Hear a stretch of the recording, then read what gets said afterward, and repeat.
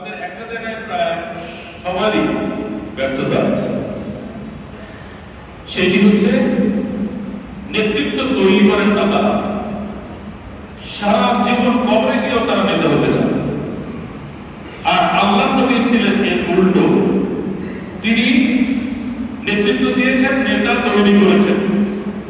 আমাদের দেশের রাজনীতিতে নেতা তৈরি হয় ইউনিভার্সিটিতে ভিপি নির্বাচন করার মাধ্যমে, ছাত্র রাজনীতি করার মাধ্যমে।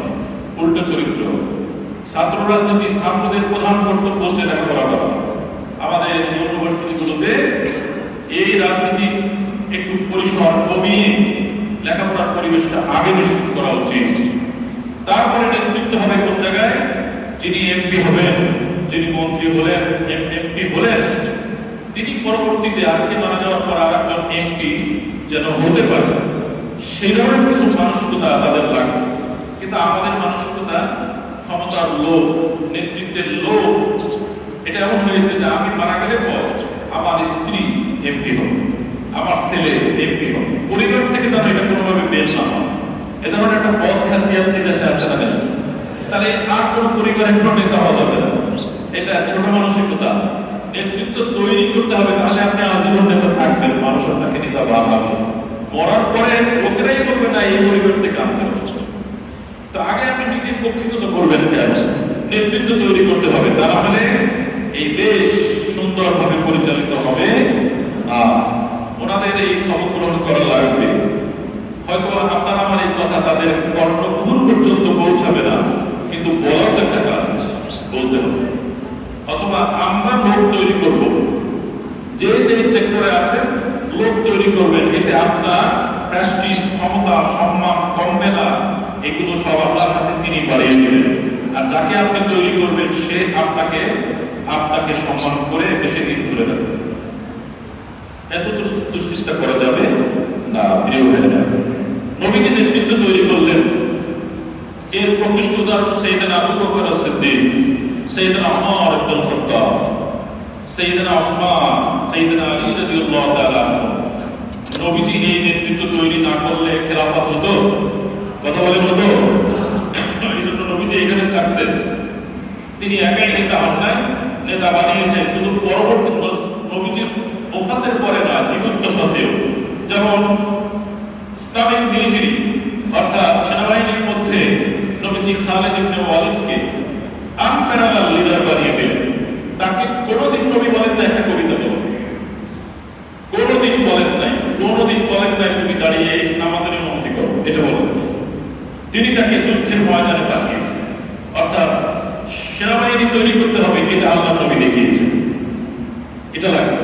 আবার হাসান ইবনে সাবিত রাদিয়াল্লাহু তাআলা, তিনি একজন কবি, রাসূলের মেম্বারের পাশে একটি মেম্বার বানিয়ে বলছেন এখানে বসে দাঁড়িয়ে কবিতা রচনা করো, আর মুসলমানদের জজবা, তাদের আগ্রহ, প্রেরণা বৃদ্ধির জন্য কবিতা আবৃত্তি করো। কোনোদিন বলে নেই তুমি খালিদ ইবনে ওয়ালিদের জায়গা কে দখল করো।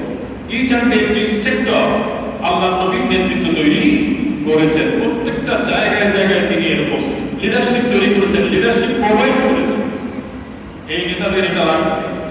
যাকে তাকে ধরেন একজন এমপি হয়েছেন, তার একজন পিএস লাগে, উনি দেখা গেল সব থেকে যে বড় মুসাহিদ তার পিএস বানিয়েছে, আর সেই লোক তারা ডুবিয়ে দিয়েছে।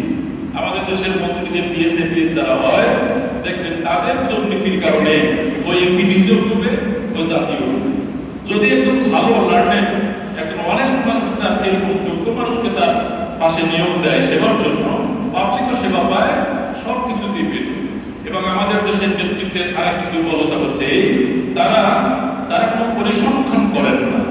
পরিসংখ্যান ম্যাক্সিমাম পরিসংখ্যান হলো একজন একটা রিপোর্ট দিয়ে দিল আর উনি সেই অনুযায়ী ডিসিশন মেক করলেন বা নিলেন, এটা নয়।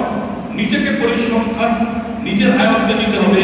আল্লাহ নবীর কাছে তার ঠিকানায় যান। আল্লাহ নবী যখন বদরের যুদ্ধে গেলেন, বদরের যুদ্ধে যাওয়ার সময় কিন্তু তিনি জানতেন না কয়জন কুরাইশ সেনা যুদ্ধ করবে। তো এটা জানার উপায় কি? দূরে দেখা যাচ্ছিল না। তো জানার জন্য নবীজি ইয়াদের ডাকলেন, ছোট ছোট বাচ্চাদের ডাকলেন, যারা আছে না বাচ্চা উৎসুক ছেলেপেলে আছে না, নির্বাচন হচ্ছে ওরা ওখানে যায়, মারামারি হচ্ছে ওরা ওখানে যায়, সব জায়গায় যায় বাচ্চা, কৌতূহলী তারা। তো এই বাচ্চারা নবী বাচ্চাদেরকে ডাকলেন, দেখেন কি চিন্তা নবী।